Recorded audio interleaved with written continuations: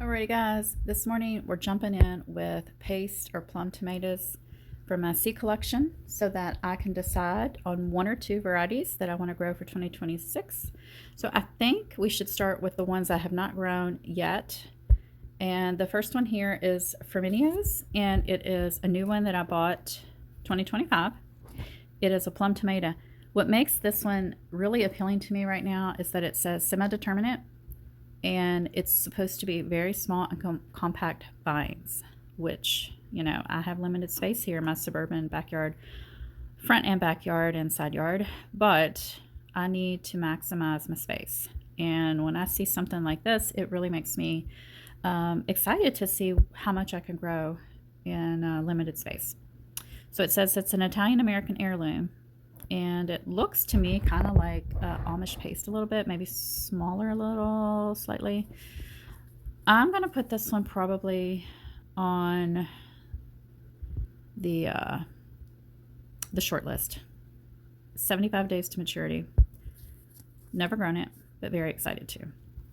And then we've got three hybrids I got last year from, well, this one is not a hybrid, the Saucy Lady. That was a free pack, and there's only 5 seeds. So I'm thinking about planting that and maybe just keeping one of the plants for myself and donating. You know, every spring I like to donate plants to the food bank.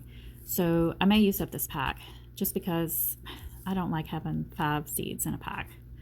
Okay, so the 2 that I ordered, well, here, I'll put a picture of Saucy Lady from the website.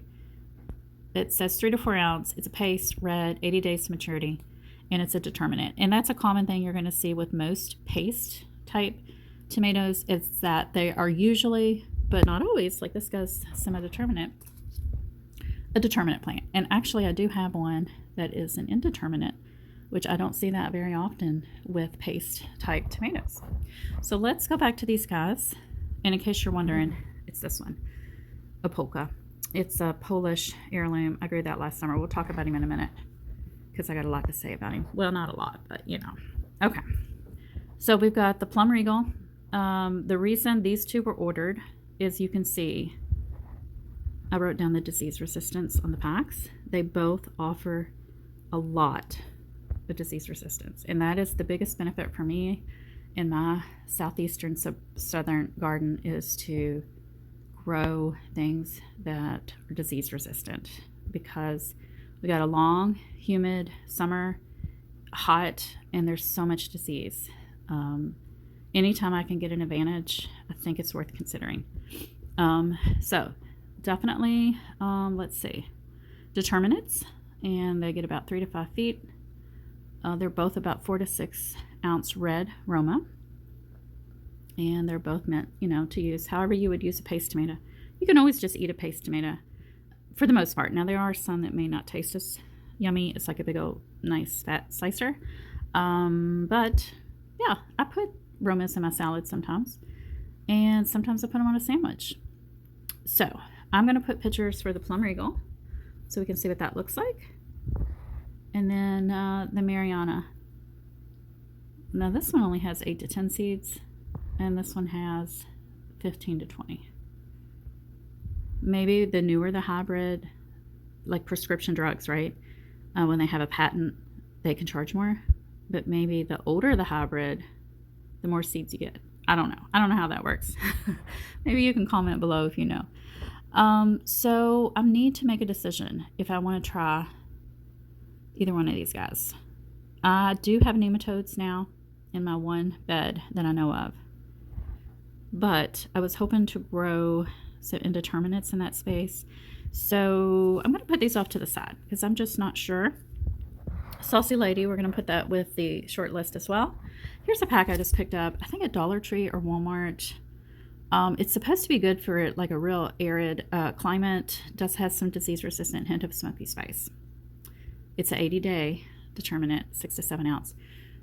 So I'm not sure if that is actually best for my climate.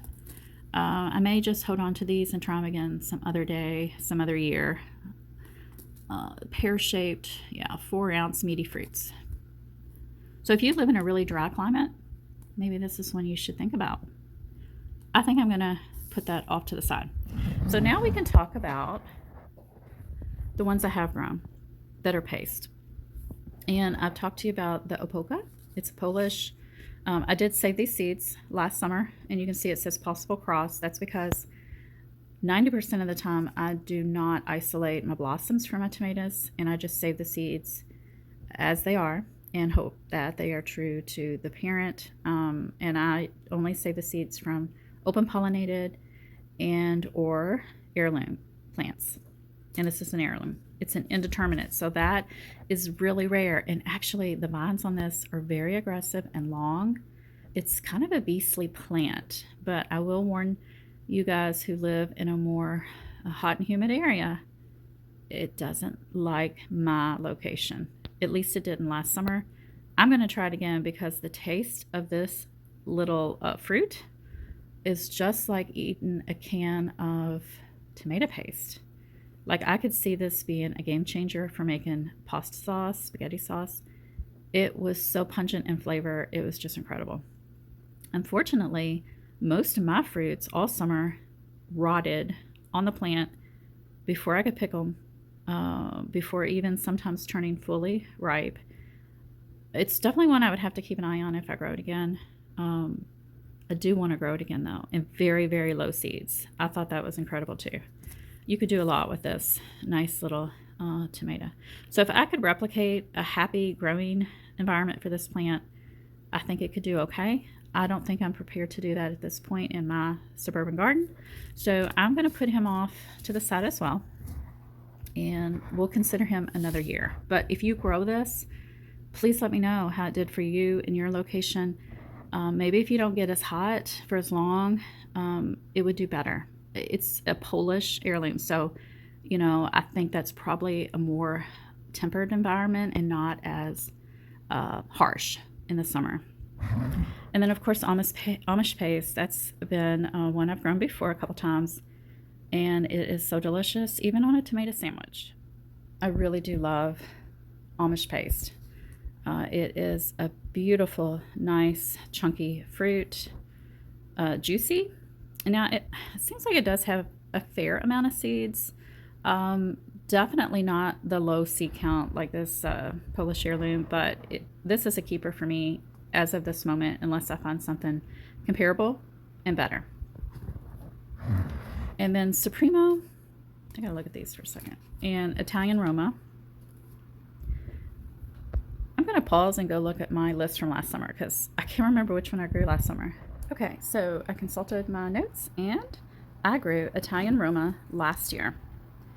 And I will tell you, I did not get one single fruit. I'm not joking. These plants got blight and they died around the time of starting to fruit. Did not get any. And maybe part of the problem, as you can see, it's an 80-day from transplant. Whereas I think it was the year before or 2 years before that, I grew the Supremo. And you can see it's a 68-day to maturity. I did get a big old clothes basket or two of fruit from these guys.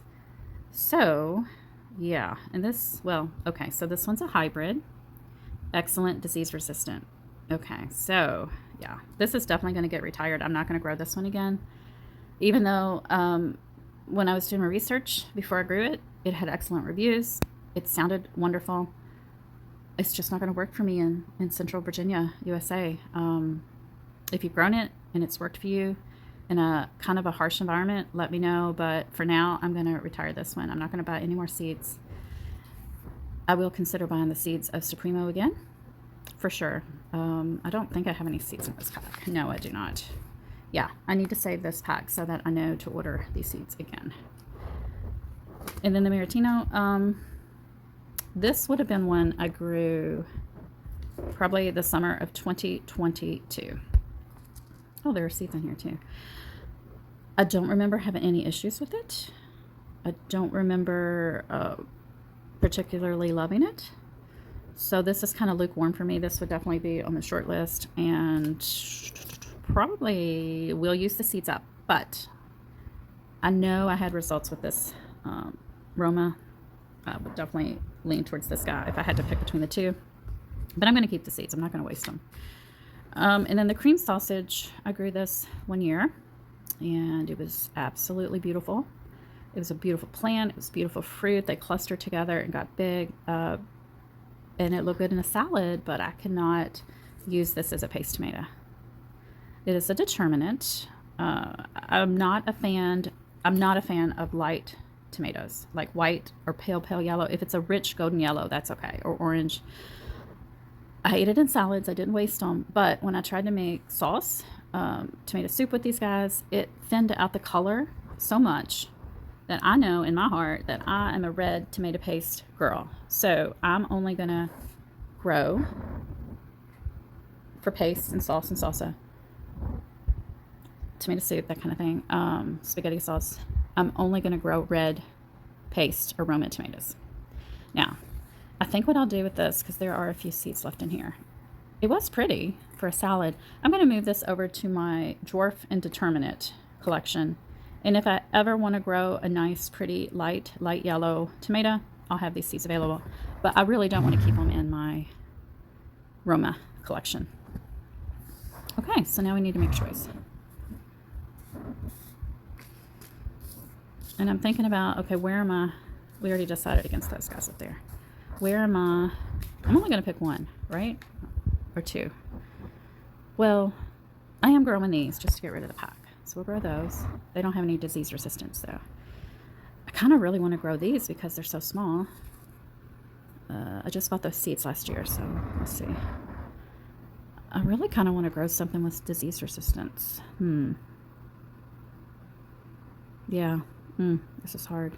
So I know I had a lot of early blight last year. So maybe I should go towards this guy. It says it only gets 3 to 4 feet tall. 72 day though. 72 days to maturity. How many days is this guy? I gotta look that up real quick. Same days to maturity. 72 days. So here's a thought for you guys. And I think I'm gonna do it if I can keep myself on track. I have a long growing season in the summer. So what I could do, 72 days, we're looking at a little over 140-ish days. I definitely have that during the growing season. I could have 2 rounds of plum tomatoes. I could do this one for the first half, the growing season, and then have this guy ready to plant right around the time these guys are just finishing up, because it is a determinate. It's going to make most of its fruit ready for harvest, somewhere in a 2 to 3-ish, sometimes 4-week window, and then the plant should kind of putter out. I still don't know which one to pick first though, and I do need to get busy starting seeds here really soon. It's so hard, right? Okay guys, after a little bit of research, you can see I've got some notes here, and I'm gonna start with Martino's Roma. We'll figure out if we want to do a second round of determinants as the year progresses. But this one is supposedly disease resistance. I saw that on a couple different sites, and on Baker Creek it says early blight resistant. So that's what I had trouble with last year with my paste tomato. This is an Italian heirloom, extremely compact plants, about 3 to 4 feet tall, and one site said it didn't even require staking. So that is, again, very interesting to me. Now the fruits might be a little smaller, 2 to 3 ounce. It had really good reviews, and I went through my files on my phone, and evidently I grew this in 2021 and 2022. So I think I'm going to go ahead. I've got quite a few seeds in this pack. I'm going to grow it again for 2026, since my memory is not the best, right? And I think I will be happy with the selection. So this is the only paste that I'm going to go with at this point. We're going to retire Italian Roma. We're going to order some more Supremo seeds. And then we may, early May, start another round of these determinants. We want them about 6 to 8 weeks old when we plant them out. We're going to put this cream sausage somewhere else. And I feel like I got something accomplished here. Let's move on to micro dwarfs, and then we will conclude this video, because I feel like I've been talking a really long time today. Currently, I only have 3 seed packets of micro dwarf tomatoes. And these are very, very tiny plants that want to grow in a tiny space, which that is so cool in my opinion. Now, this particular guy here, I saved near November, right before first frost. It could have been the very end of October, early November. I think we got our first frost second week in November. But I brought this guy inside. It's a last minute kind of thing. And he just kind of sat in my kitchen windowsill looking pretty puny, pretty much the same all winter. And here in the last probably 2 weeks or so, he has started to grow. And do you see what I see? He is actually starting to think about putting on some flowers. Isn't that cool? He is so tiny though. Let me put a pin up here. He is supposed to get about 6 inches tall, but I think I might have buried him a little deep when I brought him in. So here's a pin, a blue pin, normal big pin, and look at how tiny he is. Well, we can only assume the fruits will be super tiny, right? But the smell, I get to smell my tomatoes. It's kind of worth having him growing just so I can rub the leaves and smell. Yum, it smells so good. I love that smell. I love tomato smell. I know not everyone does. My family does not, but I do. So what I'm going to do with this little bitty guy, also this was a volunteer. This was a volunteer from Cocoa Cherry that I had on my green stalk last summer. And it dropped a seed and this guy grew. He could be cross-pollinated with something else, but just looking at him, he looks pretty much like the parent. So we're going to assume it is Cocoa Cherry. Maybe that had something to do with his height as well, as far as being kind of dwarfed, more than normal. And what I'm going to do, there's only 3 seeds left in here. I am going to put those 3 seeds after I water this guy. He looks really dry. I'm going to water him. I might bring the soil level up a little over here, and then I'm going to plant these 3 seeds. And then they should be big enough around, or early to mid-April. I'll transplant them out into my green stock. And so that leaves me with my other 2 packets. I have grown other ones before, like the orange hat, I think. And there was another one that got a little bit bigger. I do happen to have these 2 packs still with seeds in them. The Tiny Tim I grew in 2024. The flavor was really watered down for me. I don't know if it's just that season. I don't know if I want to give it another shot. I think I've also grown the Mexico Midget. I don't really remember anything remarkable about it. I do like this Cocoa Cherry though, because it's got that beautiful mahogany kind of colored little cherry grape-sized fruits. So not sure if I will start either one of these again. I might try more of the hybrid micros, just because I need more flavor. I was really disappointed with Tiny Tim. If you have any micro tomatoes that you really recommend, please, please, please post them below. They look adorable on my green stock. I like to grow them with the miniature roses on the same tier. I think that looks really pretty. But yeah, I'm excited to have this cute little guy in the kitchen to look at and rub. Get that essential oils on my fingers there. But yeah, so that's all for this video. We talked about the Romas. I made a decision. So that is decision number 4 for 2026. I've picked out 3 cherry tomatoes. I still have more tomatoes to go through to make it a decision. I haven't decided on slicers or dwarfs or determinants. Yeah, we got a little bit of work to do. Quickly though, I need to speed things up. All right, well, I will talk to you guys soon. I hope this was fun for you, and definitely recommendations please for paste tomatoes and micro tomatoes.